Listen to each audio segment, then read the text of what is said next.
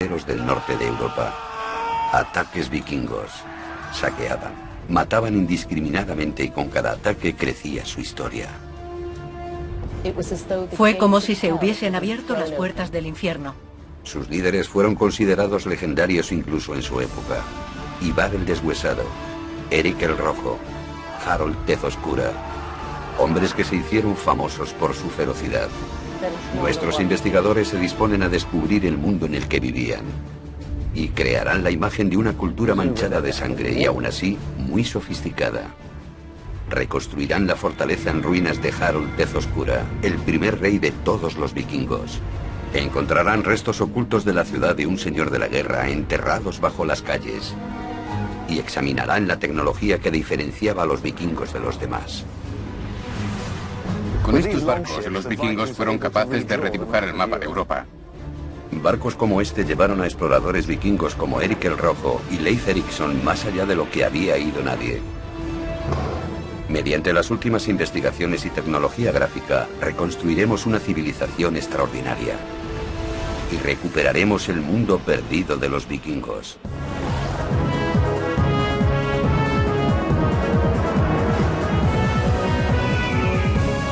Mundos perdidos. Los vikingos. Asesinos, bandidos, bárbaros, paganos. A pesar de que la cultura vikinga desapareció hace más de 1000 años, su fama perdura. Los investigadores Jonathan Foyle y Elena Hamerow pretenden descubrir la verdad sobre estos extraordinarios guerreros y el mundo del que procedían. Elena Hamerow es arqueóloga de la Universidad de Oxford y estudia las culturas europeas antiguas.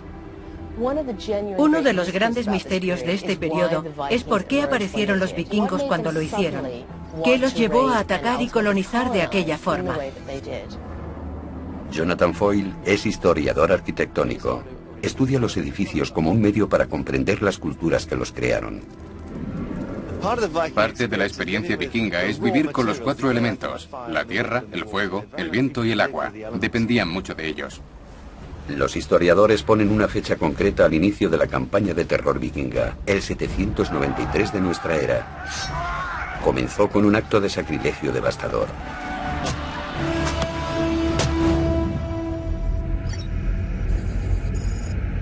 Jonathan ha viajado hasta Lindisfarne, en la costa noreste de Inglaterra. Aquí se alzaba un monasterio que en su época fue uno de los más sagrados y conocidos de la cristiandad. Tenemos la imagen de los vikingos como piratas salvajes sedientos de sangre. Y esa mala fama nació aquí, en Lindisfarne. Lo que hicieron los vikingos aquí se supo rápidamente por toda Europa. Richard Oram lo explica. Este fue el primer ataque contra un núcleo importante. Aquí se desató el infierno por primera vez y psicológicamente fue lo que llevó a la gente a creer que llegaba el apocalipsis. El ataque fue por sorpresa. La primera vez que se supo de los vikingos fue cuando sus barcos aparecieron en el horizonte. Y para los monjes del monasterio, la mera idea de que su santuario fuese atacado era impensable. Pero como Jonathan ha descubierto, está claro que los vikingos sabían exactamente lo que hacían. ¿Qué querían los vikingos? El botín. Todas las riquezas como joyas y piedras preciosas. Pero también buscaban esclavos. Los esclavos eran mercancía de lujo. El monasterio era famoso por sus reliquias y tesoros. Su única protección era la fe. La creencia de que nadie profanaría un lugar sagrado. No tenían defensas, era un monasterio. ¿Pero tenían una muralla o algo que rodeara al monasterio? ¿Algo así? Sí, tenían un muro que rodeaba el monasterio y que diferenciaba el espacio sagrado del interior del mundo exterior. Pero era simplemente una línea de demarcación.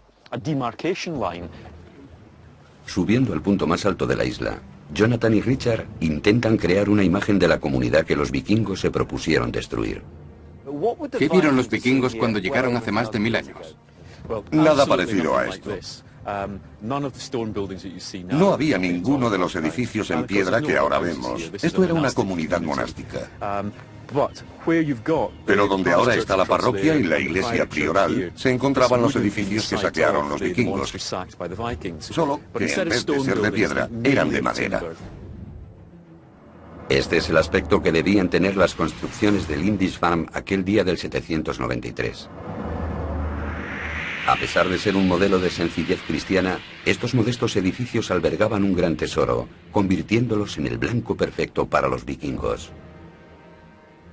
Este lugar estaba mal defendido y hecho de material inflamable, por lo que a los vikingos no debió costarles mucho arrasar a los 3 o 4 barcos cargados de hombres armados con hachas. Por supuesto que no. No había nada que les opusiera resistencia, y si su intención era destruirlo, podían borrarlo fácilmente de la faz de la tierra. Los ataques vikingos eran rápidos. Se aproximaban a gran velocidad, atacaban, mataban, saqueaban y quemaban. Lindisfarne fue incendiado y así nació el modelo de ataque vikingo. El monje Alcuino, que se encontraba en la corte del emperador, en Europa, escribe cartas de condolencia.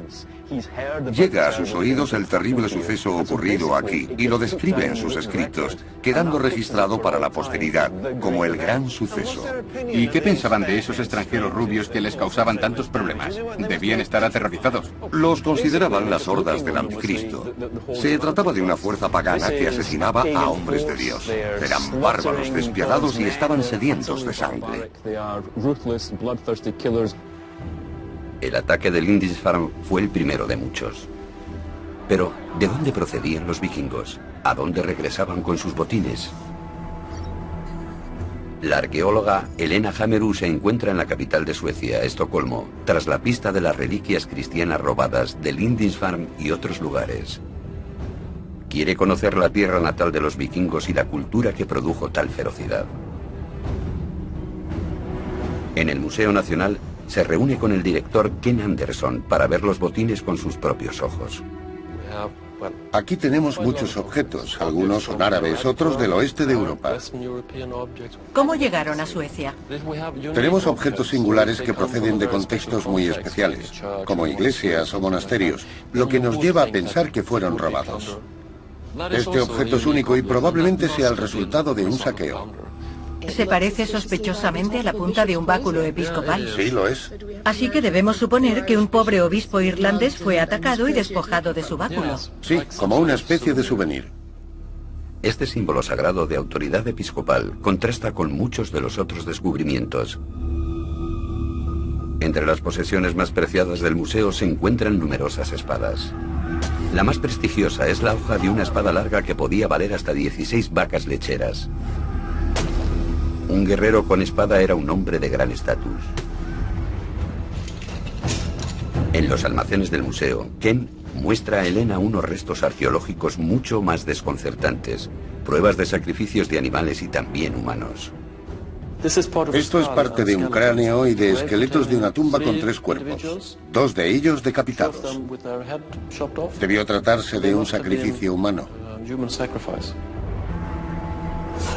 ¿Cómo sabemos que fueron sacrificados? Por los huesos. ¿Hay marcas de corte en las vértebras? Dios mío, el sacrificio humano debía ser una práctica bastante impactante para los cristianos antiguos.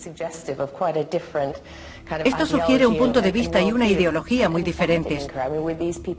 ¿Por qué se hacían? ¿Era una forma de castigo? No lo creo. Era la mayor ofrenda que se podía hacer a los dioses. Así que si querían ofrecer algo mejor que un caballo o una vaca, sacrificaban a un esclavo, por ejemplo. Sí. Los sacrificios humanos formaban parte del entierro de un jefe o un gran guerrero. Y son esas pistas las que pueden ayudar a nuestros investigadores a completar su imagen del mundo vikingo. Nuestros investigadores han viajado a Lindisfarne, donde nació la fama de asesinos sanguinarios de los vikingos. Han visto el botín robado de las iglesias cristianas de Europa. Ahora, Jonathan Foyle está en el extremo norte de Dinamarca, desvelando los secretos de una impresionante tumba vikinga. Ha ido al yacimiento de Lindholm Hall. A finales del siglo XIX, los arqueólogos retiraron 4 metros de arena para encontrar unas tumbas extraordinariamente bien conservadas.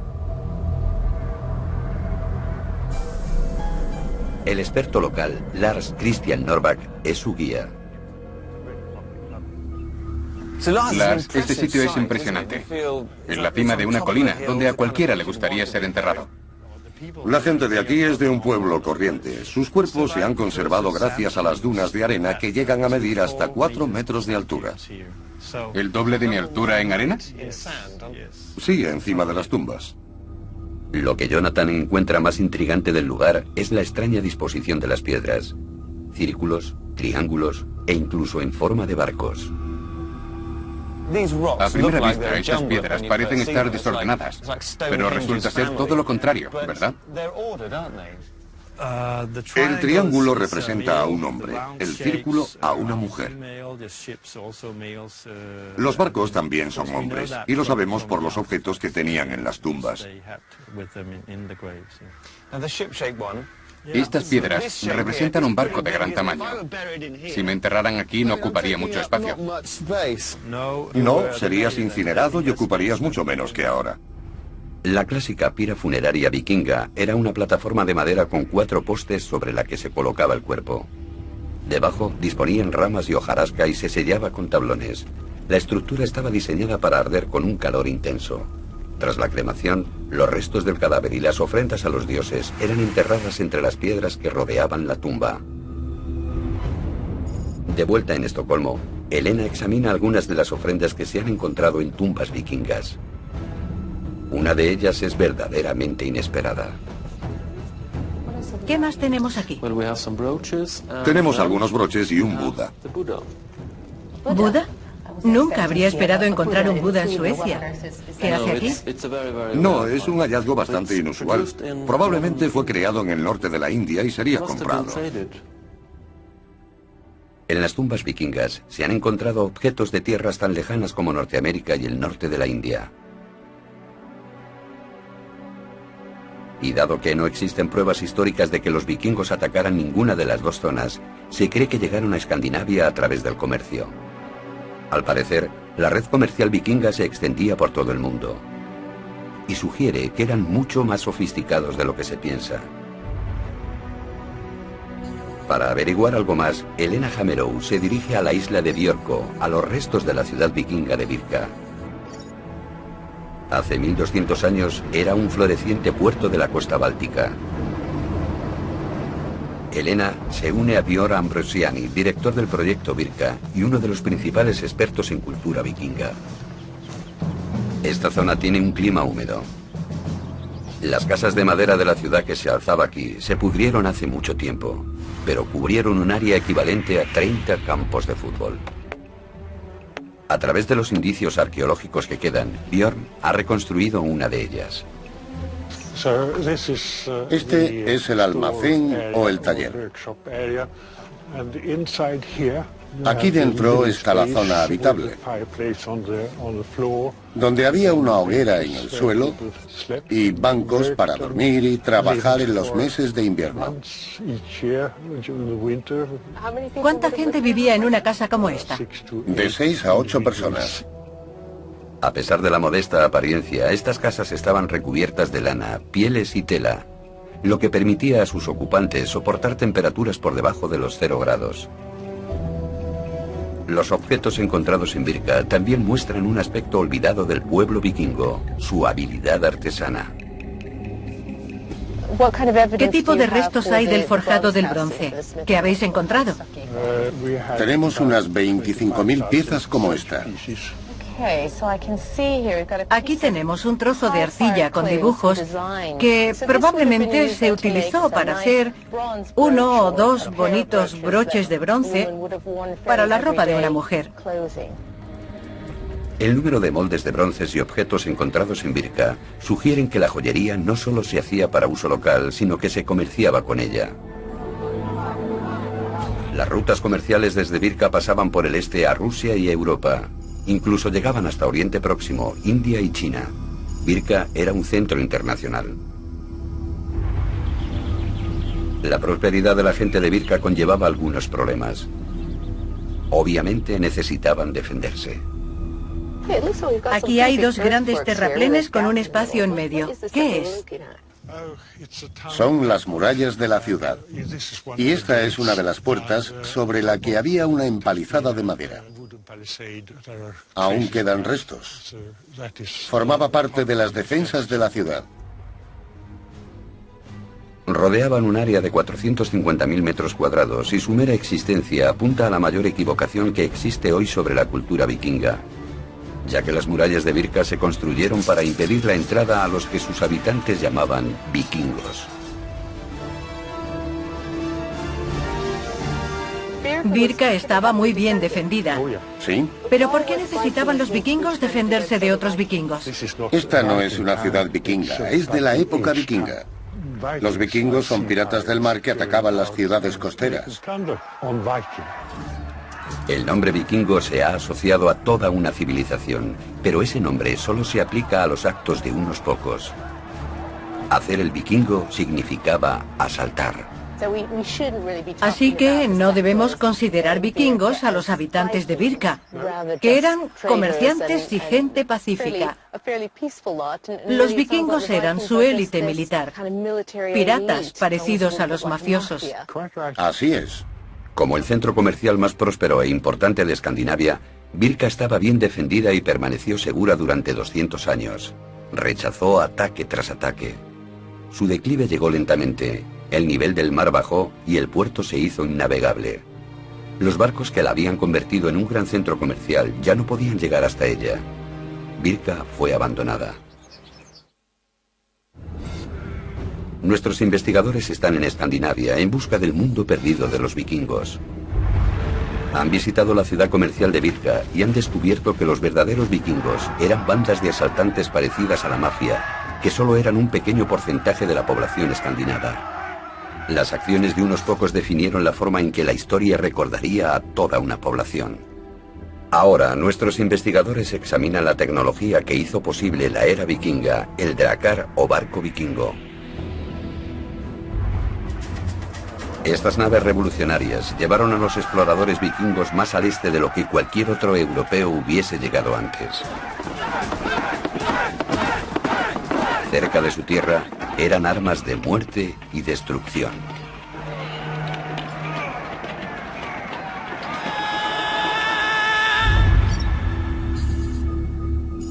Jonathan Foyle está en Noruega, en el Museo Naval Vikingo de Oslo. Ha venido a ver el barco de Oseberg, descubierto bajo un montículo funerario en 1903. Tiene 1100 años de antigüedad y se encuentra intacto en un 90%. Es de vital importancia para los arqueólogos, ya que es el barco vikingo más antiguo encontrado con mástil. Añadiendo mástil y velas a lo que en principio eran barcos de remos, los vikingos doblaron su velocidad de 9 km/h a casi 20 km/h. También se abrió ante ellos la posibilidad de largos viajes por mar. Para averiguar cómo fue construido el mástil, Jonathan visita a Bjarte Arset en el taller del museo. Bjarte es uno de los principales especialistas noruegos en talla vikinga de madera. Estudia la tecnología del mástil y por qué fue tan revolucionario. ¿Qué es eso de ahí? Eso es el mastfisk. Mastfisk. Sí. El mástil para las velas. Sí. Es la maqueta de un mástil. Sí, está a escala 1:4. ¿Y esto va aquí? Sí. Luego va esto para fijarlo.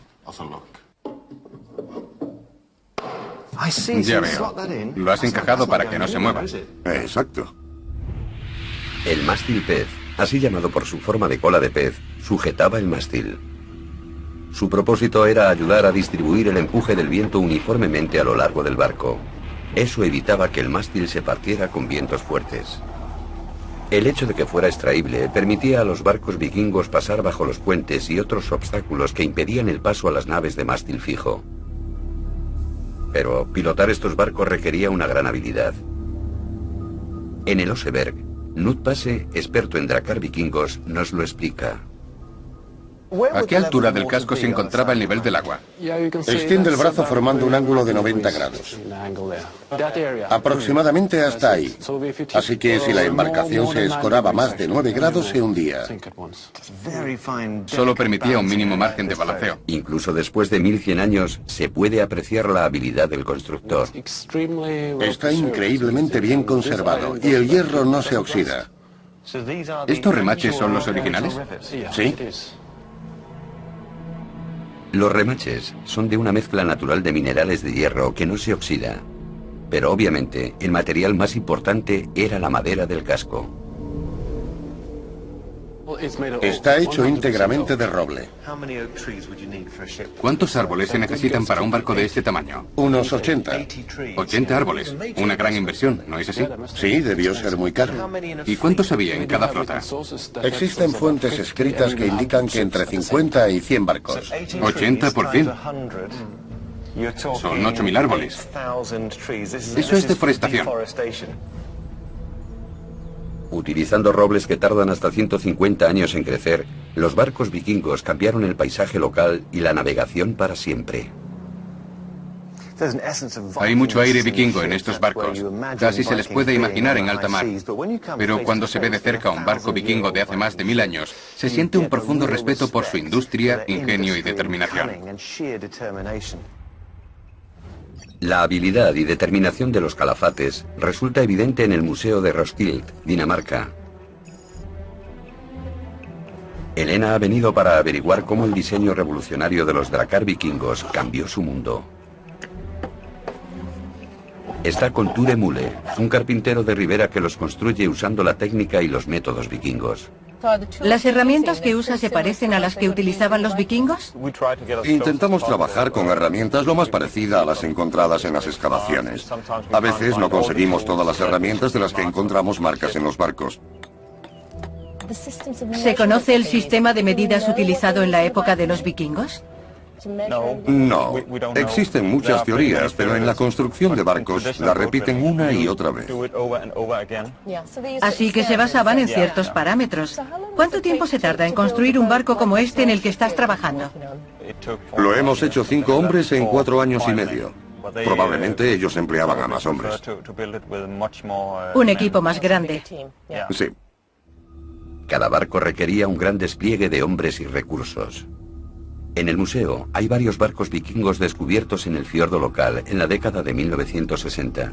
Nos permiten conocer más aspectos del diseño que define a su cultura.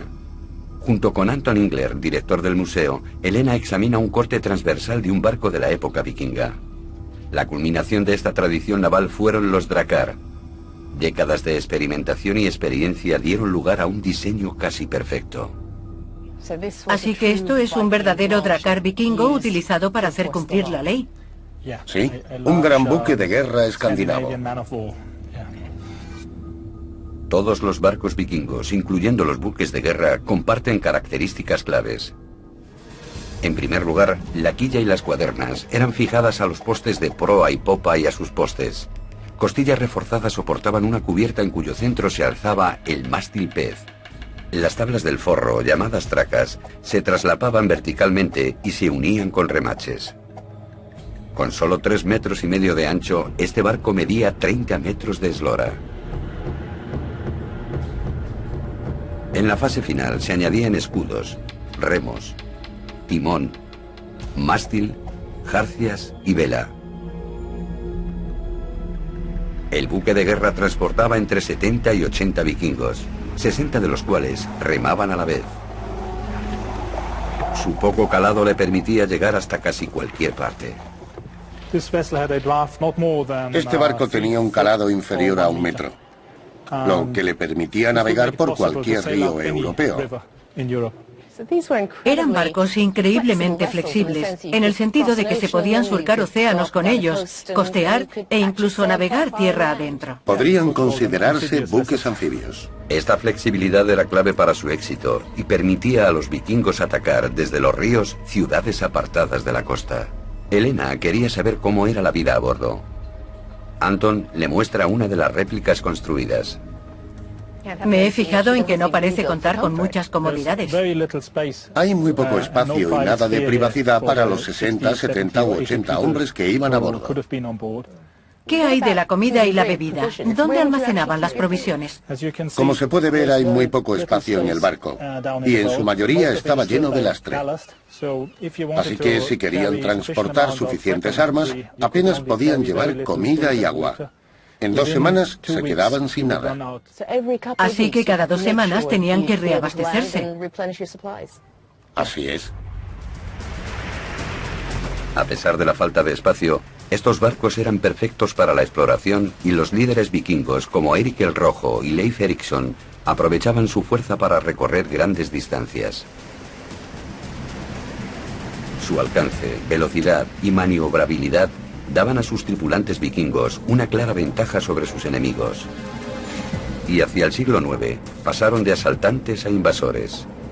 En el 866, Ivar el Deshuesado llevó a su ejército hasta Inglaterra, donde su sed de sangre y su crueldad se hicieron legendarias. Nuestros investigadores han explorado la ciudad vikinga de Birka, que prosperó gracias a las rutas comerciales del Báltico, y han comprobado cómo el diseño de los barcos vikingos les dio ventaja sobre el resto de Europa. Ahora, Jonathan Foyle se encuentra en las Islas Británicas, donde los asaltantes se convirtieron en invasores y colonos. Este cambio radical difundiría el modo de vida vikingo por toda Europa. En el año 865, el caudillo Ivar el Deshuesado hizo avanzar a sus hombres. Su objetivo era York, la rica capital de Northumbria, un reino al noreste de Inglaterra. Jonathan se encuentra en la ciudad para intentar comprender lo que suponía saber que se aproximaba a un gran ejército. En 866, toda una flota de barcos vikingos fue divisada en el río Ouse. Regresaban 70 años después de su primer ataque a Lindisfarne, porque las reglas del juego habían cambiado. La flota no había venido solo a arrasar la ciudad, había venido a conquistarla. La carnicería fue despiadada. York fue arrasada y conquistada, y muchos de sus habitantes fueron asesinados en sus calles, pero la crueldad no acabó aquí. Ila era uno de los reyes rivales de Northumbria, y su capital era York. Por supuesto, se opuso a la conquista de Ivar el Deshuesado, y se cree que fue torturado mediante un método que consistía en abrir la caja torácica para extraer sus órganos y exponer sus costillas como si fueran las sangrientas alas de un águila. ¿Qué tipo de mensaje transmitía ese acto a la gente de York? Que era mejor no oponerse a los vikingos. Ivar llamó a su nueva conquista Jorvik. Situada en la confluencia de dos ríos y con acceso a las rutas comerciales de las Islas Británicas y Europa, los vikingos consideraron York un gran premio y dejaron su huella aquí. Jonathan quiere explorar los restos vikingos que sobreviven en la ciudad moderna. La York moderna conserva muchos de los nombres que los vikingos dieron a sus calles hace 1000 años. Está Nessgate, la calle del Cabo, que hace referencia a la geografía de la ciudad en aquella época. Micklegate, la calle grande, que resalta el tamaño de las vías que tenían. Coppergate, el lugar donde se hacían las copas. Así que desde su geografía a su industria, la York vikinga sigue viva en la ciudad actual. Fue bajo la actual calle de Coppergate donde los arqueólogos hicieron un descubrimiento extraordinario. Sorprendentemente conservado en el húmedo suelo, descubrieron los restos de 8 casas de la era vikinga que datan del siglo X. Jonathan se encuentra en el centro Jorvik, construido alrededor de dichos restos. Aquí, el arqueólogo Richard Hall explica su importancia. Richard, de repente pasáis de no contar con ninguna casa vikinga a 8 de golpe. Sí, es muy emocionante. Y lo más importante es que están muy bien conservadas. No se conoce nada parecido. Los arqueólogos solían encontrar restos de edificios, pero lo que tenemos aquí son construcciones casi completas. En algunos sitios incluso alcanzan los 2 metros de altura. Las maderas conservadas en el suelo nos dan una pista de cómo se construyeron los edificios.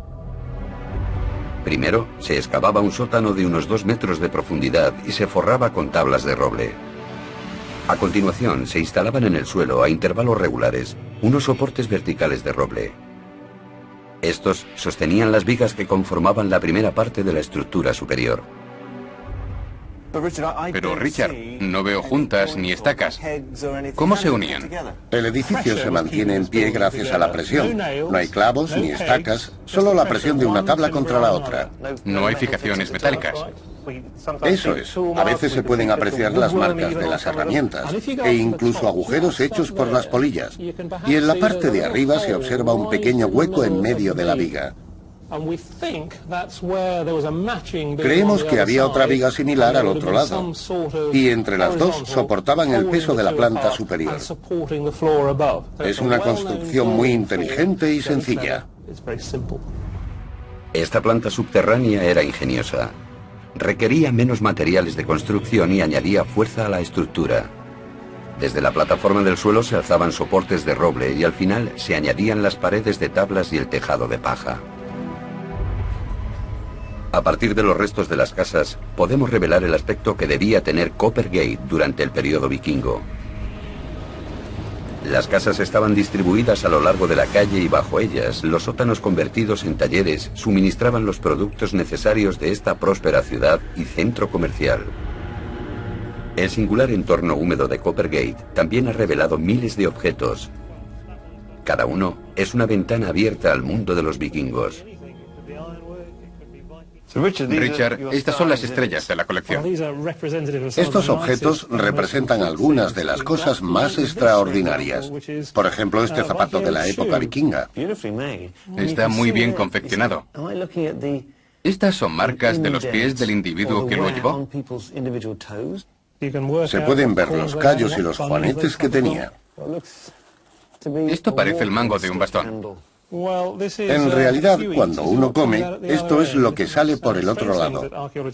Son cosas extrañas que los arqueólogos coleccionan. Pero esto nos da información sobre lo que comían. Así es como conocemos la dieta vikinga. Encontramos cuencos de madera como este en Coppergate. Comían en ellos. Eran maestros de la madera, ¿no es así? Esto está hecho de asta. Era el plástico de la época vikinga. No desperdiciaban nada. No, utilizaban sus materias primas de todas las formas posibles y las aprovechaban al máximo. Jonathan ha visitado tierras escandinavas para crear una imagen del mundo perdido de los vikingos. Pero ahora, en York, por fin ha encontrado a uno de sus habitantes. Richard, por fin me encuentro con un vikingo cara a cara. Este era un habitante de Jorvik, que vivió hace 1000 años. Tuvo un final difícil porque si se estudia el esqueleto con atención, se ve que hay muchas marcas causadas por hojas. En general, creemos que fue víctima de una batalla. York fue una ciudad atacada por muchos aspirantes a gobernantes, y su gente tenía que luchar a menudo para preservar su independencia. En York se ha descubierto una gran cantidad de esqueletos con claros signos de heridas de guerra. Casi siempre, las culpables eran las hachas. Bajo ocupación vikinga, Jorvik se convirtió en un puerto muy transitado de gran importancia para el comercio internacional y un peldaño en el camino de la conquista. A su muerte en el 873, Ivar era rey de los hombres del norte de toda Irlanda y Bretaña y gobernaba grandes extensiones de terreno. Pero a medida que las conquistas vikingas redibujaban el mapa de Europa, en su tierra natal, una gran revuelta cambiaba la imagen de la sociedad vikinga.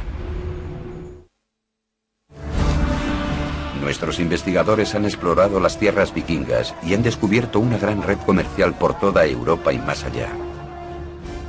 Han encontrado pruebas de su extraordinaria habilidad en la construcción de barcos y la navegación. Ahora se encuentran en el corazón de Dinamarca. En Roskilde, Helena sigue la pista a Harold Tezoscura, un caudillo vikingo del siglo X que unió Dinamarca y se convirtió en rey de Noruega. Harold era el típico vikingo, alto, fuerte y curtido en combate. Pero también era un hombre con conflictos internos. A pesar de sus raíces paganas, Harold se convirtió al cristianismo. Para llevar a cabo su visión de una Dinamarca unida y cristiana, ordenó la construcción de una serie de campamentos circulares conocidos como fortalezas de anillo para someter a las tribus vikingas en guerra.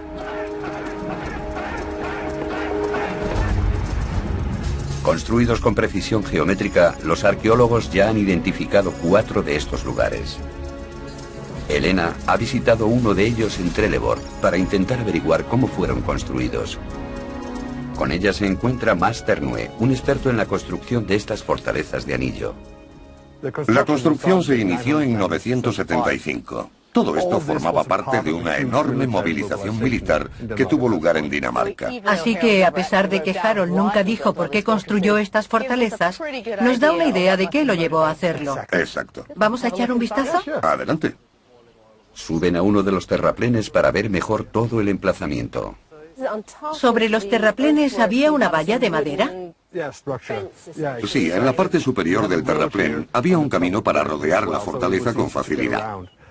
Y encima de las puertas había puentes, por lo que las tropas podían desplazarse rápidamente por todo el lugar en una batalla. Ahora podemos recrear el aspecto que debía tener esta impresionante fortificación vista desde el exterior. Rodeada por una empalizada de roble de casi 7 metros de altura, estaba protegida por guerreros de élite del rey.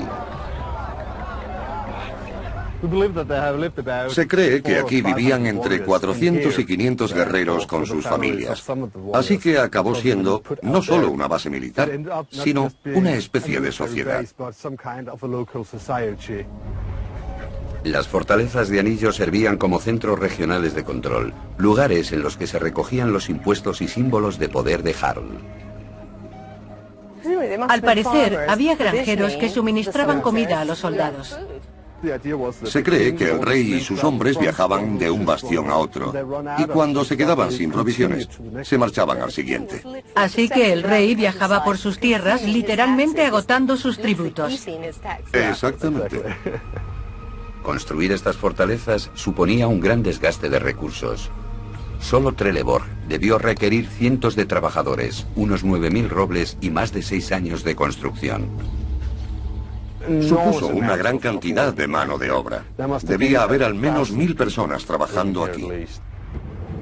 La muralla era un anillo de 135 metros de diámetro y 7 de alto, y estaba rodeada por un foso de 4 metros de profundidad lleno de estacas afiladas. Sobre él se alzaba una empalizada y un camino de ronda. Había 4 entradas y convergían en el centro, creando un atrevido símbolo arquitectónico que representaba el cristianismo de Harold, una cruz gigantesca. Solo una persona podía verlo, Dios desde el cielo. En la fortaleza gemela de Firkat, Jonathan Foyle investiga lo que suponía vivir en uno de estos grandes emplazamientos. Me encuentro en la fortaleza de anillo de Firkat, idéntica a la de Trelleborg. Tiene el mismo terraplén circular con entradas en los 4 puntos cardinales. Es como si lo hubieran hecho con un cortapastas gigantesco.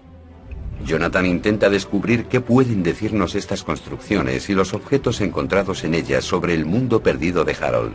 Con él se encuentra la experta en vikingos, Else Rosedal. ¿Habéis podido deducir a partir de los objetos la dimensión humana de estos edificios y cómo se utilizaban? La uniformidad del diseño sugiere que su uso era puramente militar. Pero a través de la distribución de los objetos encontrados, sabemos que, a pesar de que todas las casas tenían la misma disposición, sus funciones eran muy distintas. Hay unas extrañas estructuras que aparecían en una situación política muy concreta, y no existe nada parecido en todo el mundo. A partir de los descubrimientos de Firkat, los arqueólogos han podido reconstruir el aspecto de las casas que una vez ocuparon estas fortalezas. 30 metros de longitud por 8 de anchura y rodeadas por más de 50 postes de carga inclinados, eran el centro neurálgico de la vida en la fortaleza.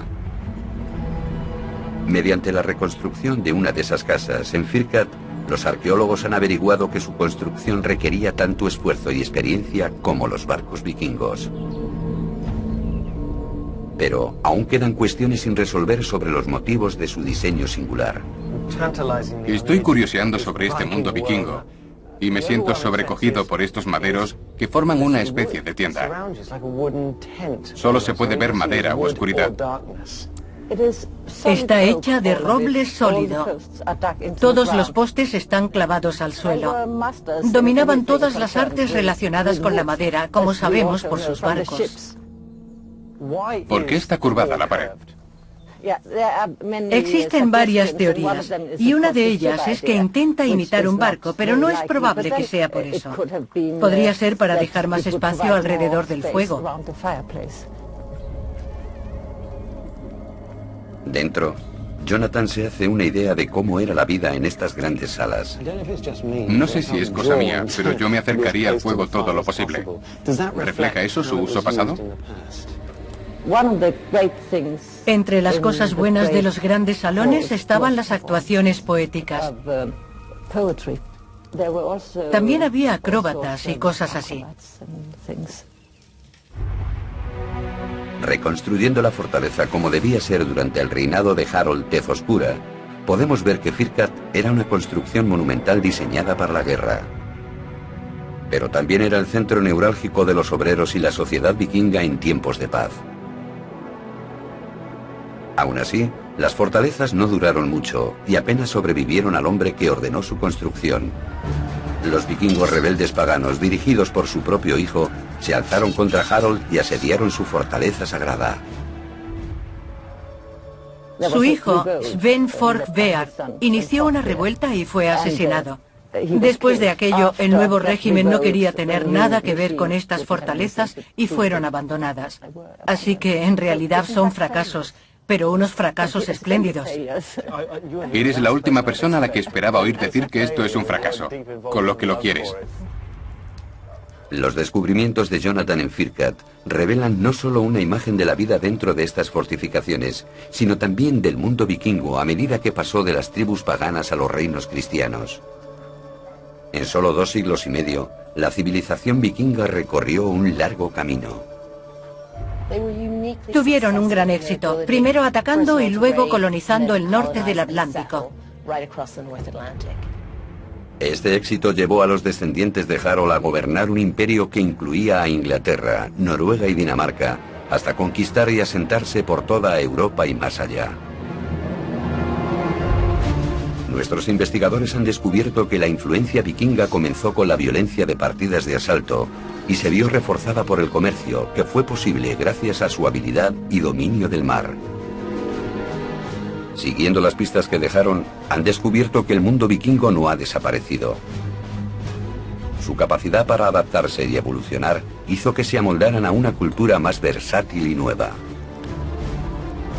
La suya fue una civilización en constante cambio, impulsada por tecnologías revolucionarias, regida por la riqueza y durante 300 años por la expansión de un imperio que sigue siendo visible en muchas ciudades actuales.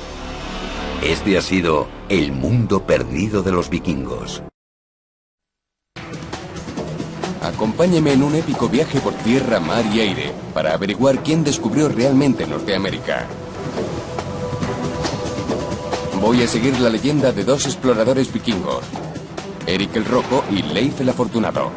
¿Estos navegantes pioneros podrían haber cruzado el Atlántico 500 años antes que Colón? Para averiguarlo, navegaré en un barco vikingo en Alemania. Exploraré unas ruinas en Islandia. Recorreré los icebergs en Groenlandia y finalmente pisaré la costa del Nuevo Mundo. Buscamos la verdad y llegaremos al límite para conseguirlo. En cualquier momento esto podría girar y lanzarme al agua. Venid a por mí.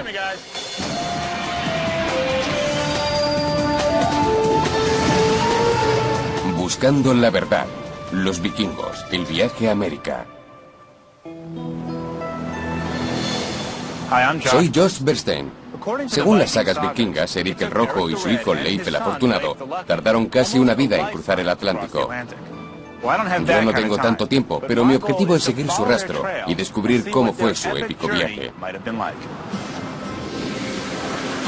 Los irlandeses, los escoceses e incluso los chinos afirman haber descubierto América los primeros, pero la historia de los vikingos es la más convincente. Las sagas islandesas cuentan las aventuras de exploradores vikingos que en su intento de explotar nuevas tierras viajaron al oeste desde sus hogares en Escandinavia. Islandia fue colonizada en el 860 de nuestra era. 100 años después, la mayor parte de sus tierras ya estaban habitadas. Desplazándose incluso más al oeste, descubrieron y colonizaron una enorme isla helada a la que llamaron Groenlandia. En este punto es en el que las leyendas vikingas hacen una extraordinaria afirmación. Un navegante vikingo llamado Leif el Afortunado se adentró en las traicioneras aguas del Atlántico Norte y llegó al continente americano 500 años antes que Colón. ¿Podría ser cierta esta leyenda? Para averiguarlo he venido al antiguo puerto vikingo de Roskilde, en Dinamarca. donde se conserva y exhibe la mayor colección del mundo de auténticos barcos vikingos. Lo que intento descubrir es si los vikingos tenían naves capaces de surcar el mar abierto. El arqueólogo marino Anton Englert va a mostrarme la colección. ¿Este es un barco auténtico? Así es. ¿Dónde lo conseguisteis? Se extrajo a unos 20 kilómetros al norte de aquí, en el fiordo de Roskilde.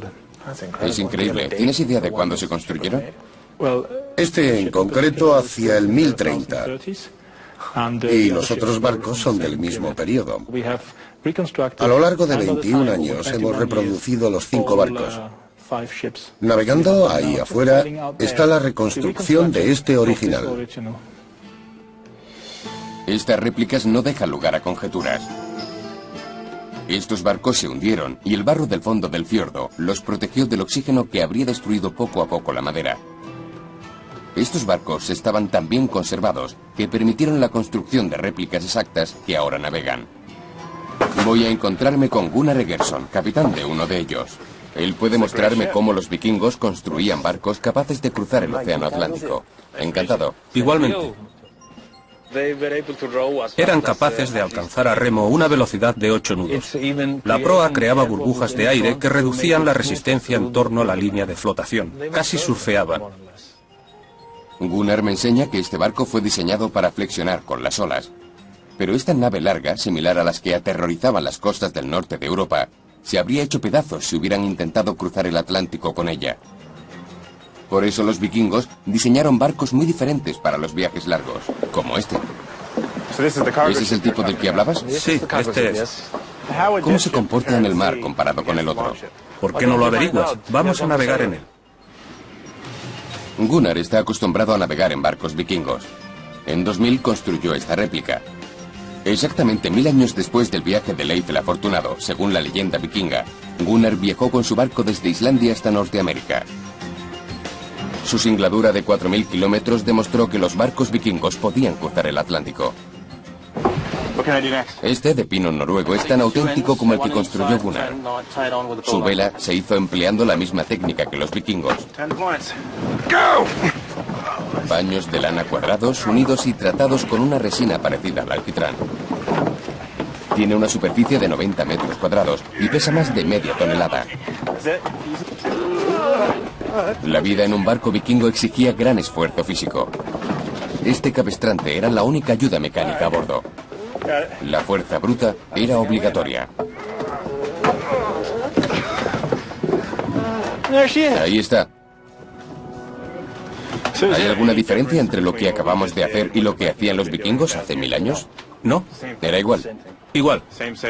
La misma vela, el mismo barco, los mismos movimientos. Con buen viento, este barco puede alcanzar los 13 nudos, unos 24 kilómetros por hora. Fue diseñado para llevar 24 toneladas de carga y solo necesita 8 tripulantes. Pero Gunnar es más que un hábil marinero de barcos vikingos.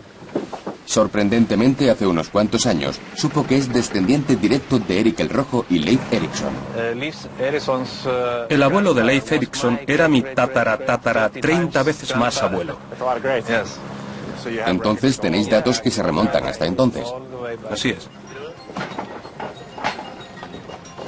Ahora vamos a virar contra el viento. En la época de los vikingos, navegar contra el viento era un logro revolucionario. Tenían que rotar la vela y hacer una serie de viradas en zigzag. A pesar de ser un trabajo muy duro, les permitía avanzar incluso si el viento soplaba directamente de frente. Recoge el cabo de proa.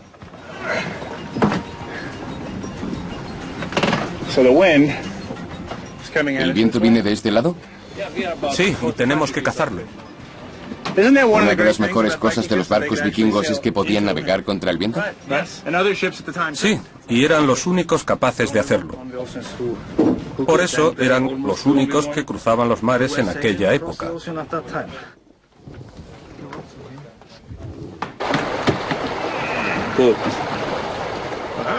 Estamos girando. 27 toneladas moviéndose, virando. Estamos dando la vuelta a 27 toneladas. Me gusta lo que se siente. Los barcos vikingos eran aptos para surcar el océano. Aún así, hacía falta mucho más que valor para dejar el hogar y partir hacia lo desconocido. Debían estar muy motivados. Los barcos ofrecían muy poca protección ante el durísimo clima atlántico. ¿Qué tenía aquella cultura que los impulsaba a esos viajes para explorar nuevas tierras? Puede que se sintieran algo agobiados en Noruega por los elevados impuestos o por la gran población. Todo el mundo quería trasladarse a Islandia. Durante 60 años, unas 30.000 personas llegaron allí en barcos vikingos. ¿30.000 en barcos como este? Sí. No sabemos cuántos barcos hicieron el viaje desde Escandinavia hasta Islandia, pero para transportar a 30.000 personas debieron ser muchísimos. Los vikingos intentaban navegar costeando, pero para cruzar el Atlántico debieron abandonar la seguridad de las costas y mantener el rumbo a mar abierto. Gunnar me cuenta que el compás magnético no empezó a utilizarse en Europa hasta 200 años después. Así que, ¿cómo lo hicieron? Se lo pregunto a Gunnar. ¿Cómo navegaban los vikingos por zonas desconocidas? Se guiaban por el entorno. Los pájaros, las olas, las nubes, las corrientes, el viento, las estrellas, la luna. Gunnar habla por experiencia. Él mismo cruzó el Atlántico sin la ayuda de tecnología moderna, guiándose por elementos como la dirección del viento, la presencia de ballenas y aves marinas, e incluso el tipo de algas que flotaban en la superficie. Hay quien cree que los vikingos conocían la relación entre el sol y la latitud. Este disco de madera encontrado en un yacimiento vikingo de Groenlandia podría ser un compás solar, un instrumento que se utilizaba para indicar si un barco mantenía el rumbo.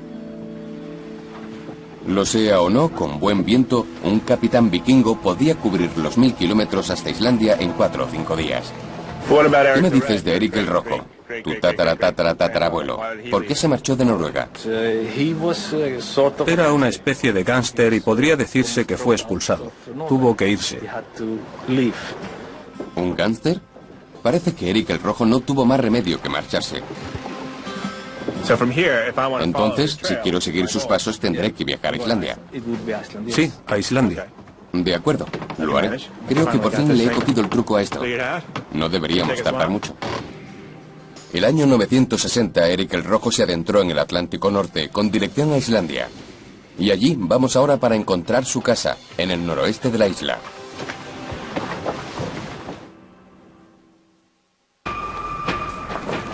Estoy siguiendo los pasos del navegante vikingo Erik el Rojo, que partió de su hogar escandinavo y abrió una ruta por el Atlántico hace 1000 años, 500 antes que Cristóbal Colón.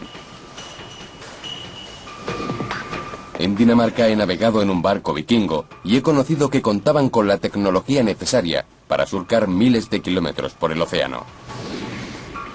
También he conocido a un marino vikingo cuyo color de pelo encajaba con su temperamento, Erik el Rojo. Expulsado de su patria en 982, partió hacia Islandia para empezar una nueva vida, y allí voy a seguir su rastro. Islandia es una isla grande, casi del tamaño de Cuba, pero gran parte del interior no es habitable. Incluso hoy la mayoría de la gente sigue viviendo en la costa. La historia de la vida de Erik está recogida en las sagas islandesas, una colección única y valiosa de historias orales que revelan muchos datos sobre la gente que se asentó aquí hace unos 1200 años. Voy a reunirme con un experto en las sagas en el mismo lugar en el que se supone que vivió Erik el Rojo, a unos 160 kilómetros al norte de la capital, Reykjavik. ¿Es posible que una historia oral con 1000 años de antigüedad sea geográficamente precisa?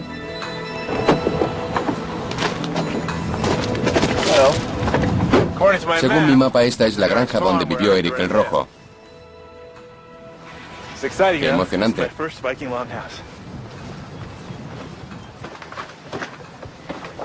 Gisli Sigurdsson, de la Universidad de Islandia, ha pasado toda su carrera estudiando las sagas islandesas. Es muy grande. Bienvenido al hogar de Erik el Rojo. Gracias. ¿Puedo curiosear? Por favor. ¿Todo lo que está colgado son herramientas de la época vikinga? Estas habitaciones no son solo para vivir, también para trabajar. La gente solía hacer muchas cosas aquí dentro. ¿Y estas armas? ¿Es esto una espada vikinga? Sí, todas son réplicas exactas. ¿Y esto es un casco vikingo? Sí.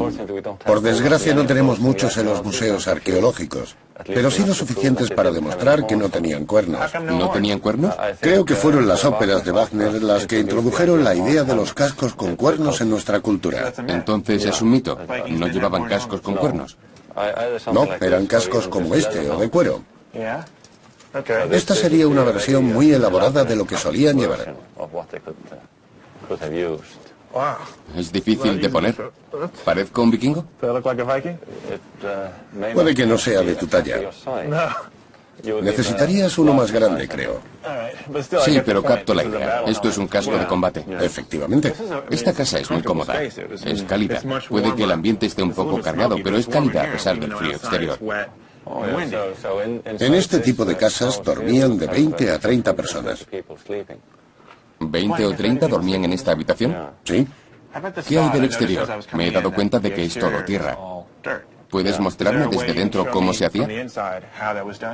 Sí, en la cocina tenemos una bonita pared. Vamos a verla. Gisli me cuenta que esta casa de 18 metros de largo y 6 metros de ancho era típica de la época. La madera escaseaba y se utilizaba únicamente para construir la estructura. Los vikingos hacían gran uso de la hierba para el exterior. Con casi 2 metros de espesor, era un excelente aislante en los gélidos inviernos. En cuanto se cierra la puerta y se enciende un fuego, se está muy a gusto dentro. ¿Lo hacemos? Podríamos sentarnos al fuego y seguir hablando sobre los vikingos. Te contaré unas cuantas sagas. Estupendo. Me han dicho que eres el hombre de las sagas. Es mi trabajo. Háblame de las sagas. ¿Qué podemos deducir a partir de ellas? Contiene multitud de pruebas sobre los vikingos y los asentamientos en Islandia. Las sagas tienen su origen en los siglos XIII y XIV. Gisli cuenta que las sagas no fueron escritas por testigos presenciales. Más bien se trata de transcripciones de relatos orales sobre hechos importantes ocurridos unos 200 años antes. ¿Qué dicen las sagas concretamente sobre Eric el Rojo? Hay una con su nombre y otra llamada Saga de los Groenlandeses. Las sagas cuentan que Eric llegó a esta zona y se casó con la hija de un agricultor local. Él le dio tierras en este valle donde Eric construyó su granja. Las sagas cuentan, y lo confirma la arqueología, que esta tierra tiene el mismo nombre y los objetos encontrados corresponden a ese periodo. Así es, por lo que tenemos pruebas narrativas de que Eric llegó a esta zona. Y aquí es donde el relato dice que construyó su granja. Las sagas parecen ser notablemente precisas. Los arqueólogos han sido capaces de demostrar que esta no es solo una zona en la que Eric construyó su granja, sino que los restos de muros encontrados bajo esta reconstrucción son las ruinas de su casa. Pero Gisli me explica que Eric no recibió los mejores terrenos cuando se casó con la hija del granjero. Se encontraban en el límite de la propiedad familiar y muy cerca de una granja vecina. No pasó mucho tiempo antes de que Eric sufriera las consecuencias de una violenta disputa por las tierras. De nuevo fue declarado proscrito. Así que es condenado. ¿Qué sucede después? Tiene que marcharse rápidamente. Salir del país antes de que vayan a por él.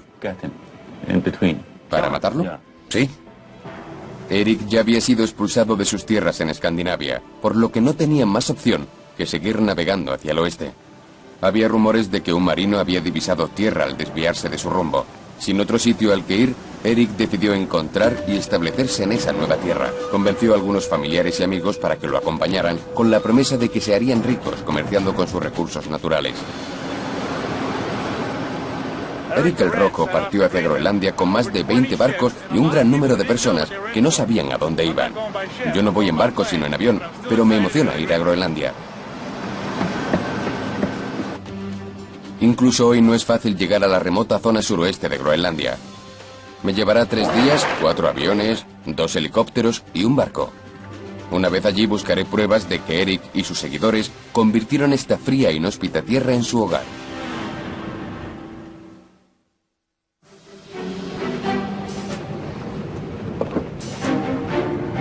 Estoy siguiendo los pasos de Eric el Rojo. Un hombre que parecía tener cierta tendencia a que lo echaran de todas partes. En el año 985, bajo la pena de muerte, dejó su hogar en Islandia y decidió fundar una nueva colonia en la enorme tierra helada que se encontraba al oeste, Groenlandia. Hoy, incluso en avión, es bastante complicado llegar al sur de Groenlandia. El primer paso es un vuelo de 3 horas a Kulusuk, en la costa este.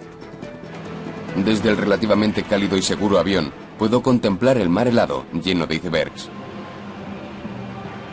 El viaje de Eric debió ser muy peligroso y probablemente exigió una mezcla de determinación, habilidad y suerte.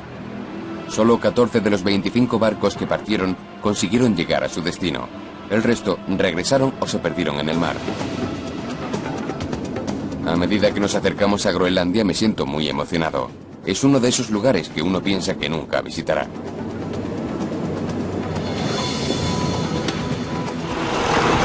Así que esto es Groenlandia. Yo creo que más bien la hubiera llamado Rocalandia o Nievelandia. No sé por qué escogieron un nombre que significa tierra verde. Creo que Eric el Rojo era bastante creativo. Pero este lugar está muy lejos de mi destino.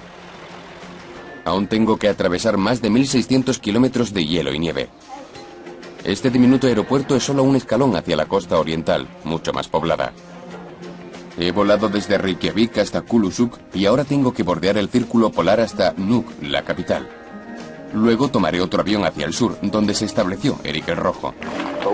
Pero aún hay más, mucho más. Groenlandia es enorme. Tiene unos 2.200.000 kilómetros cuadrados, 4 veces el tamaño de Francia. Toda esta tierra está habitada por tan solo 55.000 personas. Aquí abajo se estableció Eric el Rojo. ¿Por qué? Es algo que voy a averiguar cuando llegue. En cuanto despegamos, estamos sobre glaciares y llanuras de hielo que cubren la mayor parte de esta enorme isla. Si todo esto se derritiera, el nivel del mar subiría casi 6 metros en todo el mundo. Después de otras 3 horas, el hielo da paso a las rocas y por fin llegamos a Nuuk, la capital. Tras una breve parada, subo a otro avión más pequeño rumbo al sur. Pero ahora tengo compañía. Voy a embarcar en el vuelo de Narsarsuaq.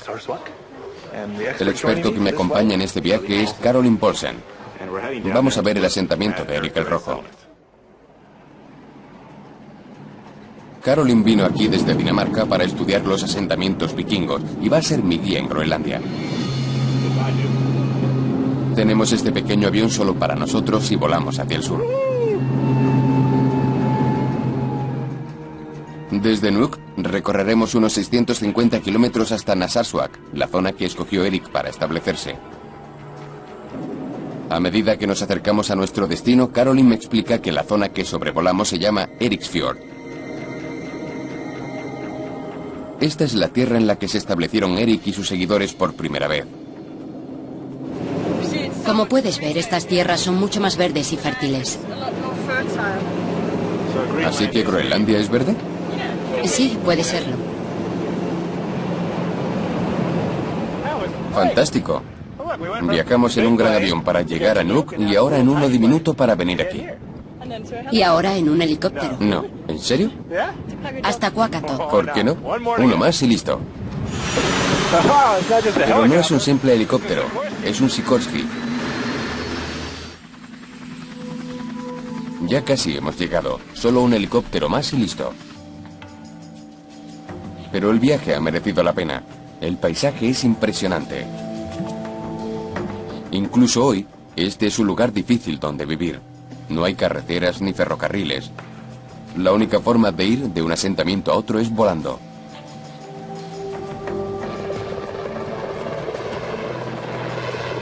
Por fin llegamos.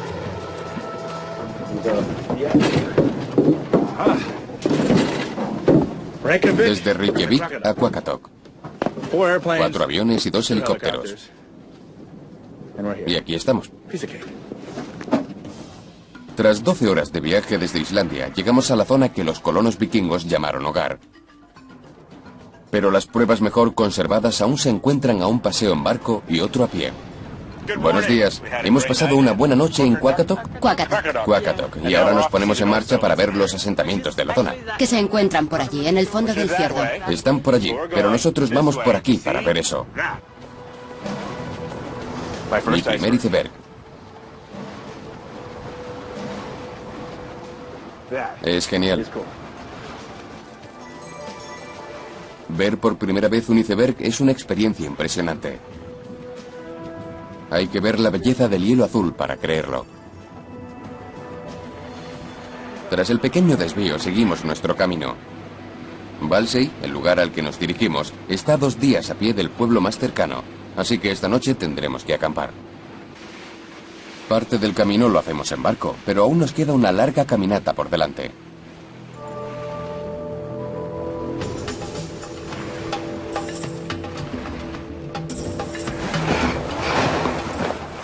Mira eso. Llegó a la deriva. Que ese tronco esté en una isla donde no hay árboles es significativo, ¿no? Sí, podría proceder de Siberia, Canadá, Norteamérica, Europa. ¿Y si los colonos escandinavos hubieran encontrado algo así, lo habrían utilizado? Claro. ¿Qué hay de estos bichos locos? ¿Ya existían hace 1000 años? Probablemente sí. Cuando no hace viento y hace calor. Déjame ayudarte.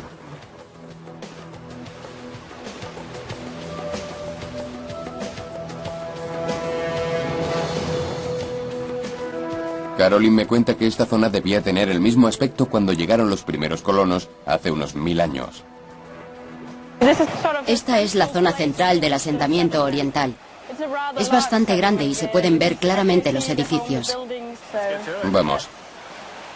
Aunque la tierra es verde y exuberante, no hay suficiente llano para criar los animales traídos desde Islandia. Debían elegir el lugar cuidadosamente. Ahí la tenemos. La tierra llana. ¿Donde baja hacia el fiordo? Sí, es un terreno agrícola perfecto. Tardamos 3 horas en llegar a la ruina. Mientras caminamos, Caroline me cuenta que hay asentamientos vikingos repartidos por toda la zona. Pero el lugar al que me lleva es el último y mejor conservado. Ella participa en un trabajo arqueológico para descubrir cómo eran sus vidas y por qué desaparecieron misteriosamente. Estas eran las habitaciones. ¿Para qué se usaban cada una de ellas? Tenía diferentes fines. Una para dormir, otra para cocinar. ¿Para una sola familia? Sí, Es enorme. es muy grande. Este yacimiento y muchos otros han sido excavados y podemos hacernos una idea de cómo vivían los colonos. Tenían ganado para los productos lácteos y ovejas para obtener lana.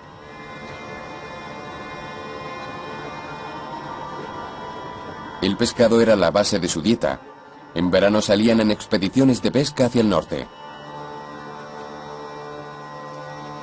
Caroline quería que viera este emplazamiento no solo porque está muy bien conservado, sino porque fue Eric el Rojo quien lo descubrió. Finalmente eligió vivir en otra parte y dio estas tierras a su primo. Esa sala indica que este lugar es importante. Solo 3 granjas en Groenlandia tienen una como esta. Eso indica que la persona que vivía aquí era Rica. rica, lo mismo que la iglesia. La iglesia de Balsey es uno de los edificios vikingos mejor conservados del mundo. Fue construida cuando los primeros misioneros cristianos vinieron a Groenlandia desde Escandinavia en el siglo XII, 200 años después de la llegada de Eric y los primeros colonos. Buena mampostería. El interior de la iglesia no está tan cuidado como el exterior. ¿Está mejor por fuera? Sí, es mucho mejor. Ya lo creo. No hicieron tan buen trabajo aquí. Eso de ahí, el altar, se encontraba probablemente bajo la ventana. ¿Ves la ventana de arco? Intenta imitar el estilo europeo. Se hizo con piedras sin labrar, por lo que debió ser muy difícil lograrlo. ¿Has dicho que eso es el altar? Sí. ¿Sigue siendo una iglesia? Sí, la gente puede casarse y ser bautizada aquí. ¿De verdad?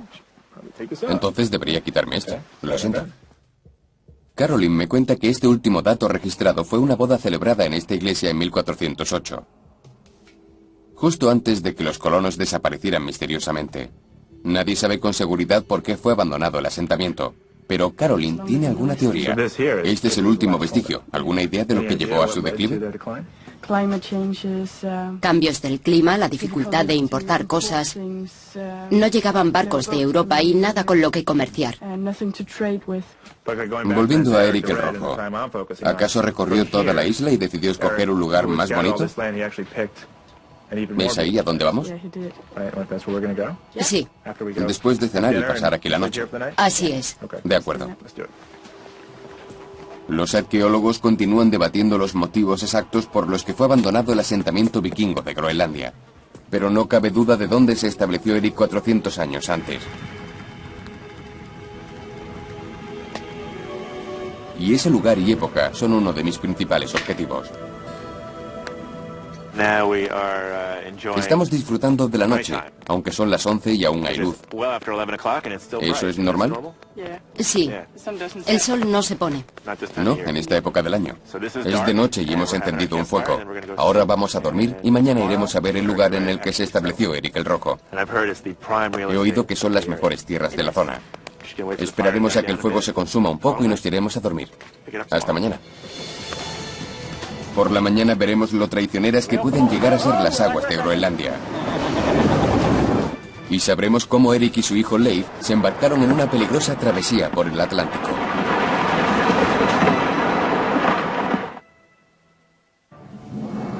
Me encuentro en una aventura a través del Atlántico siguiendo los pasos del más famoso explorador vikingo, Eric el Rojo. Hasta ahora he sabido cómo Eric atravesó el Atlántico desde Europa hasta Islandia. No tardó en ser expulsado de allí y se convirtió en la primera persona en explorar y establecerse en la enorme y helada Groenlandia.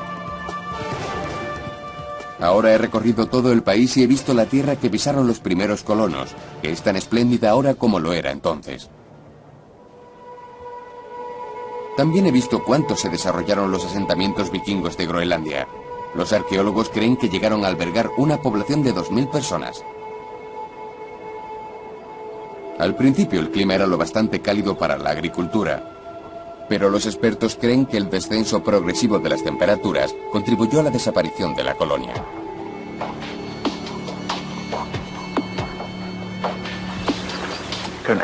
No se puede pedir una mañana más hermosa. Sabemos por las sagas de Groenlandia que unas 450 personas vivían en esta zona. Incluso sabemos dónde vivió el propio Eric el Rojo, y allí nos dirigimos. Sigamos nuestro camino. La zona que escogió Eric se encuentra a unos 30 kilómetros de donde acampamos. Se asentó en el siguiente fiordo que ahora lleva su nombre. Mientras caminamos, Caroline me cuenta que los asentamientos vikingos no fueron descubiertos hasta comienzos del siglo XX.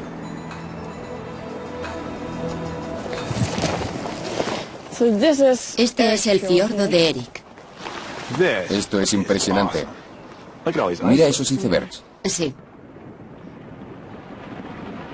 A medida que los icebergs se adentran en el mar, se derriten y se rompen, las roturas explosivas pueden oírse por todo el fiordo. Esto es lo más increíble que he visto. La granja de Eric el Rojo se encuentra en el fondo del fiordo y aún tenemos que pasar cientos de icebergs. Este es uno de los lugares más bonitos que he visto jamás. Pero debemos recordar que para los primeros colonos este debió ser un lugar solitario e imponente. Incluso hoy día, en invierno, resulta duro sobrevivir. Una foca. Está tomando el sol. No la molestaré. Los vikingos cazaban focas, morsas y narvales. No solo para alimentarse, sino para comerciar. Sus pieles y los colmillos de marfil de los narvales eran muy cotizados en Europa. Pero cuando se introdujo el marfil de elefante, la demanda disminuyó, y con ella, una fuente de ingresos vital para los vikingos. Eso ha sido genial. Hemos estado cerca, muy cerca.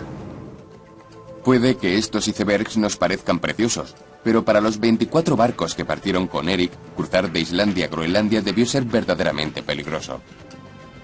Aún así, no puedo resistir la tentación de acercarme. Pido permiso al capitán para subir a uno de estos inestables bloques de hielo. Dice que intentará encontrar uno plano para que pueda sostenerme, pero me advierte de que si caigo al agua, solo tendré unos minutos para volver al barco antes de congelarme. No es seguro acercarse a un iceberg. Podría implosionar o volcar en cualquier momento, lanzando enormes trozos de hielo por los aires. Este es relativamente pequeño, pero una vez que lo toco, empiezo a dudar de si es una buena idea subir a él. Ahí voy.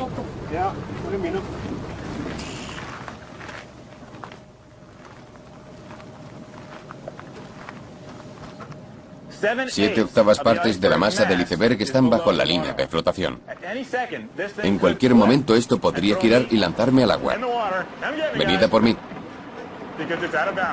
No era eso lo que quería oír. Vamos, ya he tenido suficiente de iceberg. Vale, de vuelta a bordo. Adelante. Host on board. Jolly good carry.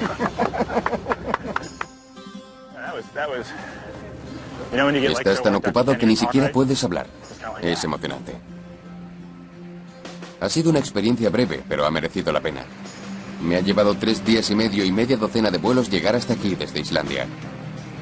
Espero poder ver el lugar que Eric escogió para establecerse en esta inmensa y aislada isla, en el confín del mundo conocido. Hasta la década de 1930, estas ruinas no fueron identificadas como los restos de la granja de Eric el Rojo.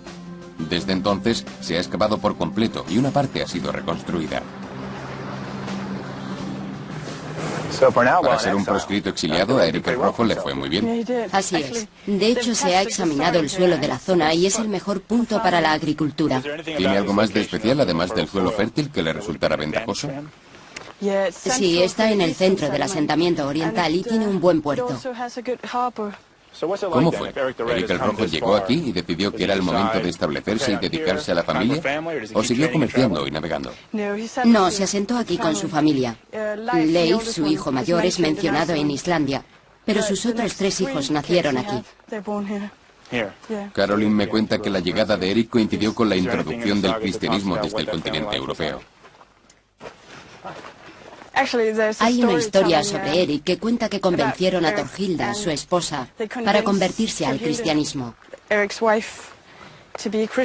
Ella quería que se construyera una iglesia aquí, pero Eric lo rechazó.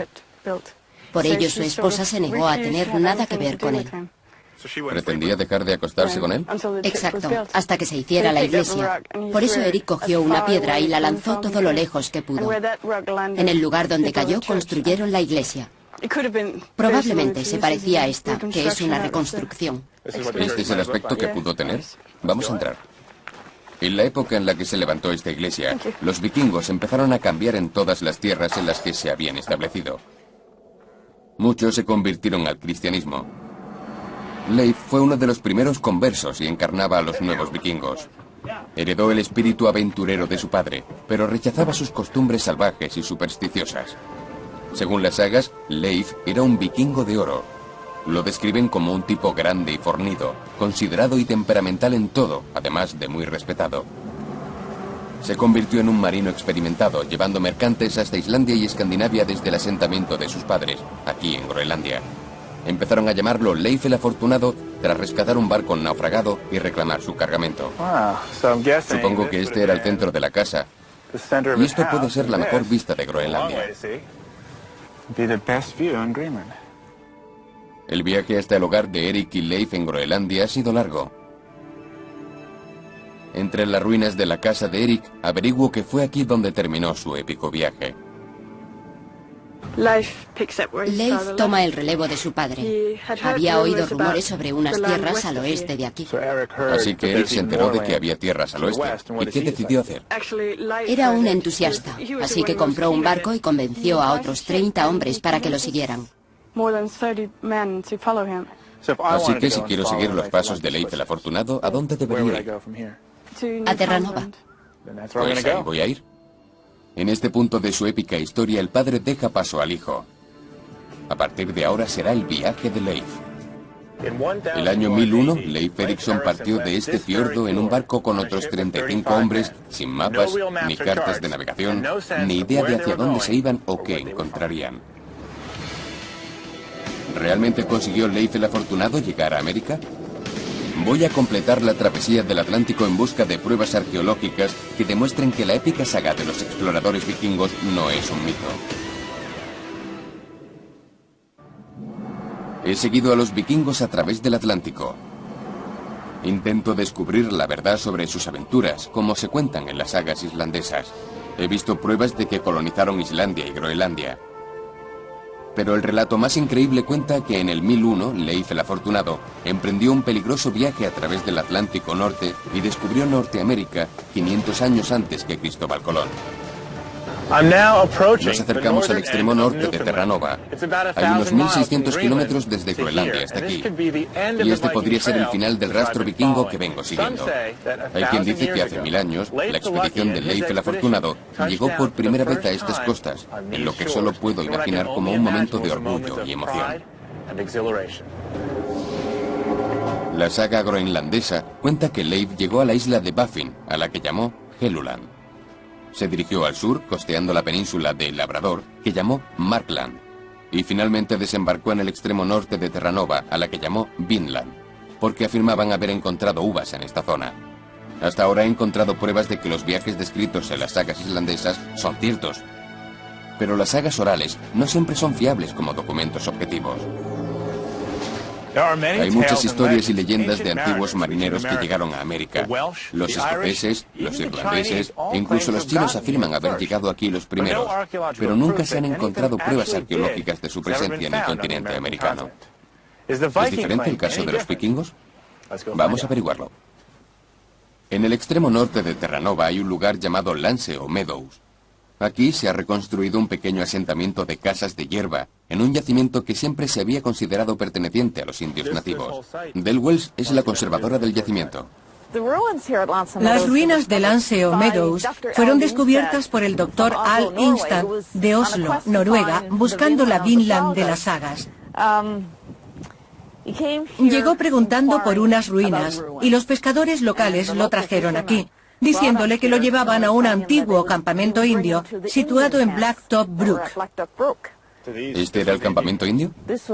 Esto era lo que gente de la zona creía los restos de un campamento indio. Pensaban que los nativos habían habitado esta zona, lo cual es cierto. Pero estas ruinas no tienen nada que ver con los nativos. Es interesante porque no me parece un campamento indio. Basándome en mi limitada experiencia, estos grandes muros son más parecidos a los que he visto en Islandia y Groenlandia que a los de los nativos americanos.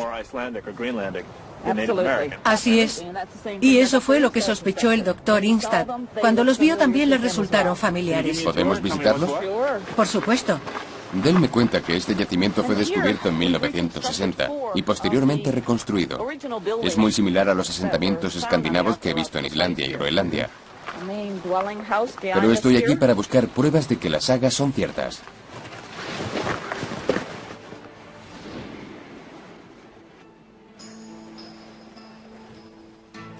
A partir de las pruebas arqueológicas, como la datación por carbono 14 que hemos hecho a los materiales encontrados en este yacimiento, tiene aproximadamente 1000 años.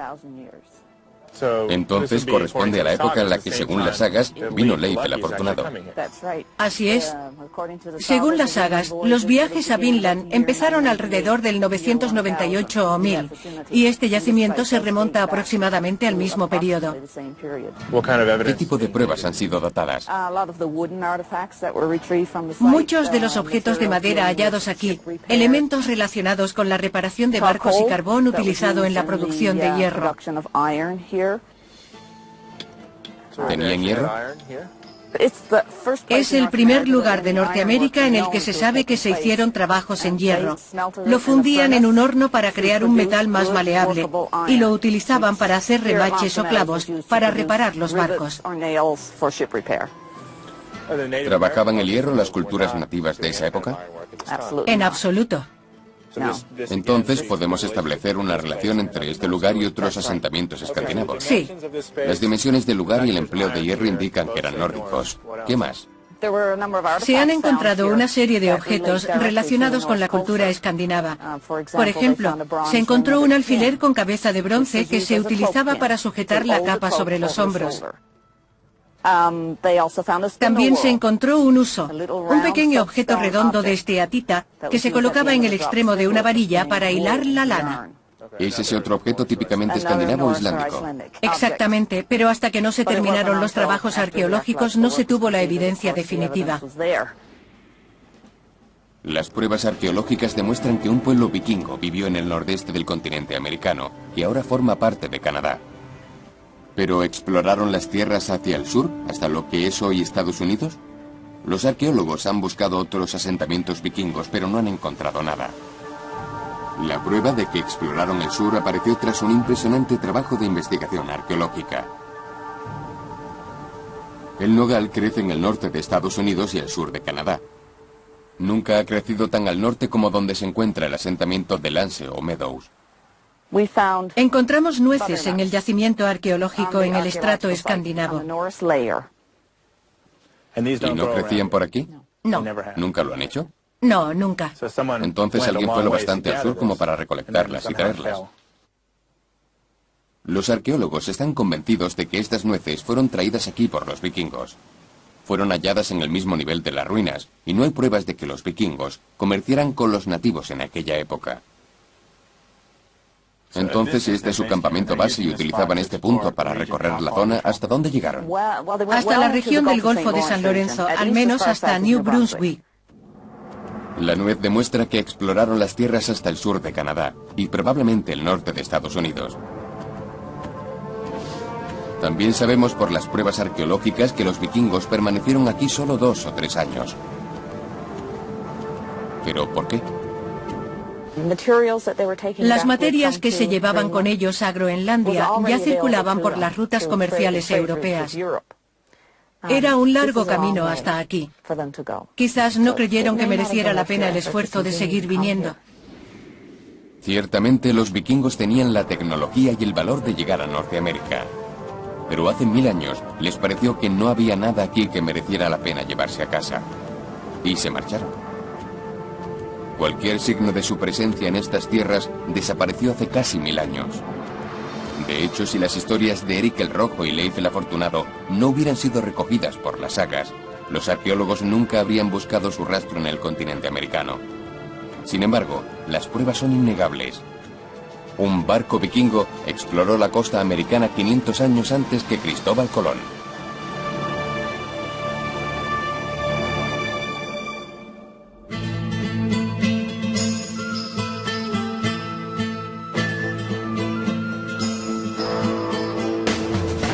Del norte de Europa. Ataques vikingos. Saqueaban, mataban indiscriminadamente y con cada ataque crecía su historia. Fue como si se hubiesen abierto las puertas del infierno. Sus líderes fueron considerados legendarios incluso en su época. Ivar el Deshuesado, Eric el Rojo, Harold Tez Oscura. Hombres que se hicieron famosos por su ferocidad. Nuestros investigadores se disponen a descubrir el mundo en el que vivían. Y crearán la imagen de una cultura manchada de sangre y aún así muy sofisticada. Reconstruirán la fortaleza en ruinas de Harold Tez Oscura, el primer rey de todos los vikingos. Encontrarán restos ocultos de la ciudad de un señor de la guerra enterrados bajo las calles. Y examinarán la tecnología que diferenciaba a los vikingos de los demás. Con estos barcos, los vikingos fueron capaces de redibujar el mapa de Europa. Barcos como este llevaron a exploradores vikingos como Eric el Rojo y Leif Erikson más allá de lo que había ido nadie. Mediante las últimas investigaciones y tecnología gráfica, reconstruiremos una civilización extraordinaria. Y recuperaremos el mundo perdido de los vikingos.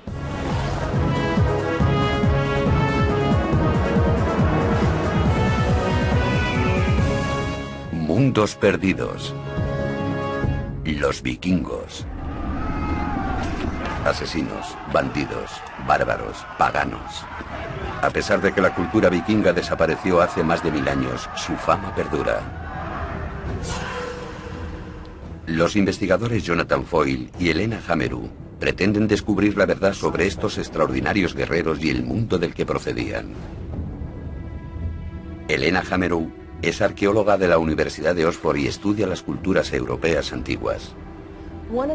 Uno de los grandes misterios de este periodo es por qué aparecieron los vikingos cuando lo hicieron.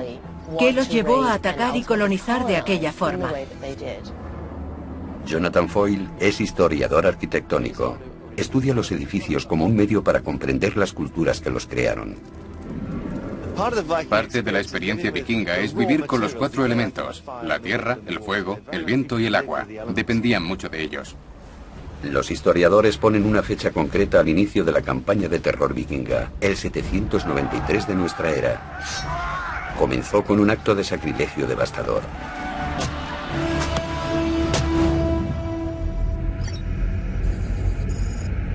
Jonathan ha viajado hasta Lindisfarne, en la costa noreste de Inglaterra. Aquí se alzaba un monasterio que en su época fue uno de los más sagrados y conocidos de la cristiandad. Tenemos la imagen de los vikingos como piratas salvajes sedientos de sangre. Y esa mala fama nació aquí, en Lindisfarne. Lo que hicieron los vikingos aquí se supo rápidamente por toda Europa. Richard Oram lo explica. Este fue el primer ataque contra un núcleo importante. Aquí se desató el infierno por primera vez y psicológicamente fue lo que llevó a la gente a creer que llegaba el apocalipsis. El ataque fue por sorpresa. La primera vez que se supo de los vikingos fue cuando sus barcos aparecieron en el horizonte. Y para los monjes del monasterio, la mera idea de que su santuario fuese atacado era impensable. Pero como Jonathan ha descubierto, está claro que los vikingos sabían exactamente lo que hacían. ¿Qué querían los vikingos? El botín. Todas las riquezas como joyas y piedras preciosas. Pero también buscaban esclavos. Los esclavos eran mercancía de lujo. El monasterio era famoso por sus reliquias y tesoros. Su única protección era la fe. La creencia de que nadie profanaría un lugar sagrado. No tenían defensas, era un monasterio. ¿Pero tenían una muralla o algo que rodeara al monasterio? ¿Algo así? Sí, tenían un muro que rodeaba el monasterio y que diferenciaba el espacio sagrado del interior del mundo exterior. Pero era simplemente una línea de demarcación. Subiendo al punto más alto de la isla, Jonathan y Richard intentan crear una imagen de la comunidad que los vikingos se propusieron destruir. ¿Qué vieron los vikingos cuando llegaron hace más de 1000 años? Nada parecido a esto. No había ninguno de los edificios en piedra que ahora vemos. Esto era una comunidad monástica. Pero donde ahora está la parroquia y la iglesia prioral, se encontraban los edificios que saquearon los vikingos. Solo que en vez de ser de piedra, eran de madera. Este es el aspecto que debían tener las construcciones de Lindisfarne aquel día del 793. A pesar de ser un modelo de sencillez cristiana, estos modestos edificios albergaban un gran tesoro, convirtiéndolos en el blanco perfecto para los vikingos. Este lugar estaba mal defendido y hecho de material inflamable, por lo que a los vikingos no debió costarles mucho arrasar a los 3 o 4 barcos cargados de hombres armados con hachas. Por supuesto que no. No había nada que les opusiera resistencia, y si su intención era destruirlo, podían borrarlo fácilmente de la faz de la tierra. Los ataques vikingos eran rápidos. Se aproximaban a gran velocidad, atacaban, mataban, saqueaban y quemaban. Lindisfarne fue incendiado y así nació el modelo de ataque vikingo. El monje Alcuino, que se encontraba en la corte del emperador, en Europa, escribe cartas de condolencia. Llega a sus oídos el terrible suceso ocurrido aquí y lo describe en sus escritos, quedando registrado para la posteridad como el gran suceso. ¿Y qué pensaban de esos extranjeros rubios que les causaban tantos problemas? Debían estar aterrorizados. Los consideraban las hordas del anticristo. Se trataba de una fuerza pagana que asesinaba a hombres de Dios. Eran bárbaros, despiadados y estaban sedientos de sangre. El ataque de Lindisfarne fue el primero de muchos. Pero, ¿de dónde procedían los vikingos? ¿A dónde regresaban con sus botines?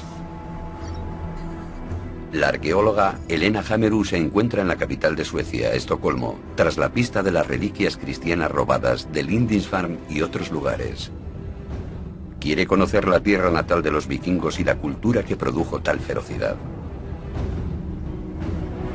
En el Museo Nacional se reúne con el director Ken Anderson para... Tenemos un trozo de arcilla con dibujos que probablemente se utilizó para hacer 1 o 2 bonitos broches de bronce para la ropa de una mujer.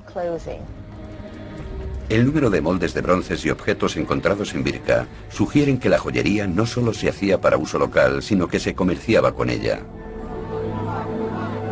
Las rutas comerciales desde Birka pasaban por el este a Rusia y Europa. Incluso llegaban hasta Oriente Próximo, India y China. Birka era un centro internacional. La prosperidad de la gente de Birka conllevaba algunos problemas. Obviamente necesitaban defenderse. Aquí hay 2 grandes terraplenes con un espacio en medio. ¿Qué es? Son las murallas de la ciudad. Y esta es una de las puertas sobre la que había una empalizada de madera. Aún quedan restos. Formaba parte de las defensas de la ciudad. Rodeaban un área de 450.000 metros cuadrados y su mera existencia apunta a la mayor equivocación que existe hoy sobre la cultura vikinga, ya que las murallas de Birka se construyeron para impedir la entrada a los que sus habitantes llamaban vikingos. Birka estaba muy bien defendida. ¿Sí? ¿Pero por qué necesitaban los vikingos defenderse de otros vikingos? Esta no es una ciudad vikinga, es de la época vikinga. Los vikingos son piratas del mar que atacaban las ciudades costeras. El nombre vikingo se ha asociado a toda una civilización, pero ese nombre solo se aplica a los actos de unos pocos. Hacer el vikingo significaba asaltar.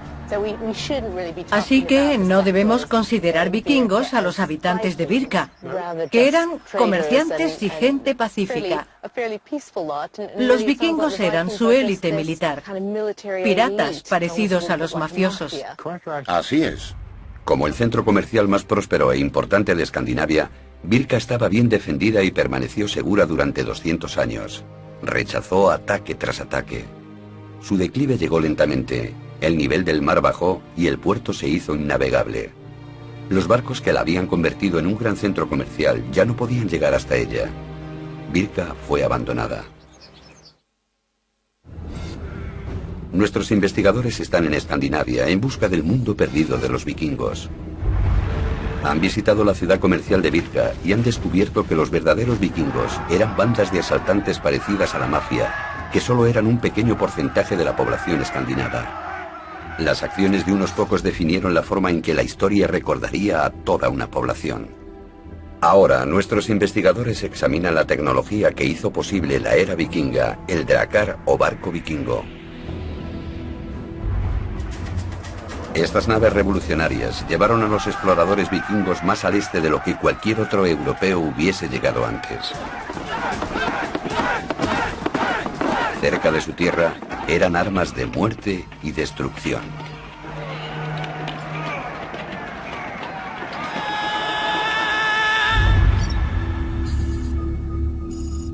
Pero resulta ser todo lo contrario, ¿verdad? El triángulo representa a un hombre, el círculo a una mujer. Los barcos también son hombres, y lo sabemos por los objetos que tenían en las tumbas. Estas piedras representan un barco de gran tamaño. Si me enterraran aquí no ocuparía mucho espacio. No, serías incinerado y ocuparías mucho menos que ahora. La clásica pira funeraria vikinga era una plataforma de madera con 4 postes sobre la que se colocaba el cuerpo. Debajo disponían ramas y hojarasca y se sellaba con tablones. La estructura estaba diseñada para arder con un calor intenso. Tras la cremación, los restos del cadáver y las ofrendas a los dioses eran enterradas entre las piedras que rodeaban la tumba. De vuelta en Estocolmo, Helena examina algunas de las ofrendas que se han encontrado en tumbas vikingas.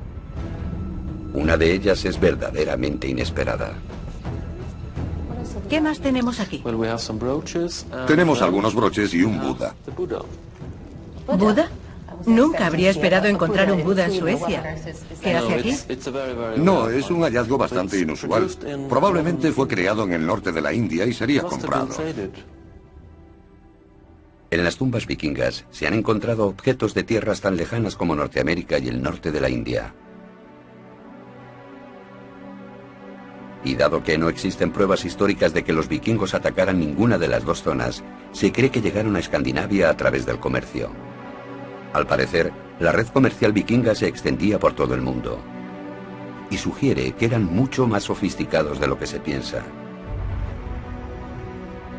Para averiguar algo más, Elena Hamerow se dirige a la isla de Björkö, a los restos de la ciudad vikinga de Birka. Hace 1200 años era un floreciente puerto de la costa báltica.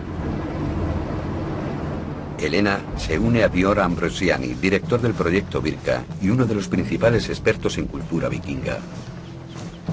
Esta zona tiene un clima húmedo.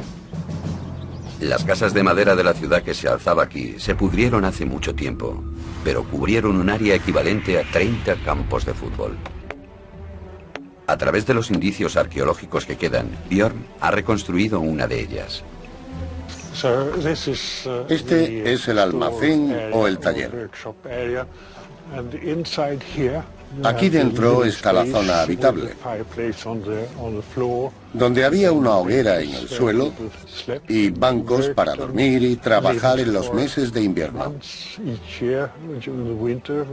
¿Cuánta gente vivía en una casa como esta? De 6 a 8 personas.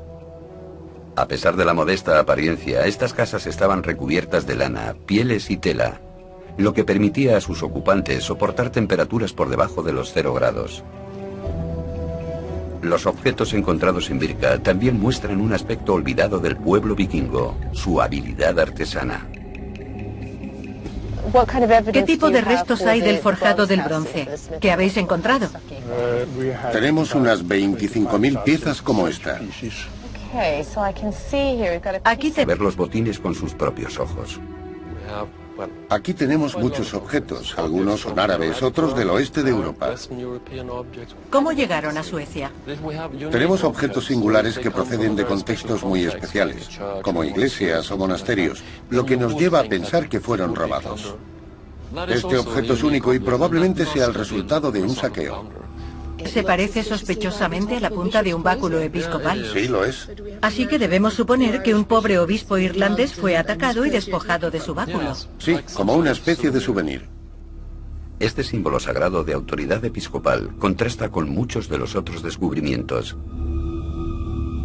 Entre las posesiones más preciadas del museo se encuentran numerosas espadas. La más prestigiosa es la hoja de una espada larga que podía valer hasta 16 vacas lecheras. Un guerrero con espada era un hombre de gran estatus. En los almacenes del museo, Ken muestra a Elena unos restos arqueológicos mucho más desconcertantes, pruebas de sacrificios de animales y también humanos. Esto es parte de un cráneo y de esqueletos de una tumba con 3 cuerpos, 2 de ellos decapitados. Debió tratarse de un sacrificio humano. ¿Cómo sabemos que fueron sacrificados? Por los huesos. ¿Hay marcas de corte en las vértebras? Dios mío, el sacrificio humano debía ser una práctica bastante impactante para los cristianos antiguos. Esto sugiere un punto de vista y una ideología muy diferentes. ¿Por qué se hacían? ¿Era una forma de castigo? No lo creo. Era la mayor ofrenda que se podía hacer a los dioses. Así que si querían ofrecer algo mejor que un caballo o una vaca, sacrificaban a un esclavo, por ejemplo. Sí. Los sacrificios humanos formaban parte del entierro de un jefe o un gran guerrero. Y son esas pistas las que pueden ayudar a nuestros investigadores a completar su imagen del mundo vikingo. Nuestros investigadores han viajado a Lindisfarne, donde nació la fama de asesinos sanguinarios de los vikingos. Han visto el botín robado de las iglesias cristianas de Europa. Ahora, Jonathan Foyle está en el extremo norte de Dinamarca, desvelando los secretos de una impresionante tumba vikinga. Ha ido al yacimiento de Lindholm Hall. A finales del siglo XIX, los arqueólogos retiraron 4 metros de arena para encontrar unas tumbas extraordinariamente bien conservadas. El experto local, Lars Christian Norback, es su guía. Lars, este sitio es impresionante. En la cima de una colina, donde a cualquiera le gustaría ser enterrado. La gente de aquí es de un pueblo corriente. Sus cuerpos se han conservado gracias a las dunas de arena que llegan a medir hasta 4 metros de altura. ¿El doble de mi altura en arena? Sí, encima de las tumbas. Lo que Jonathan encuentra más intrigante del lugar es la extraña disposición de las piedras. Círculos, triángulos e incluso en forma de barcos. A primera vista, estas piedras parecen estar desordenadas.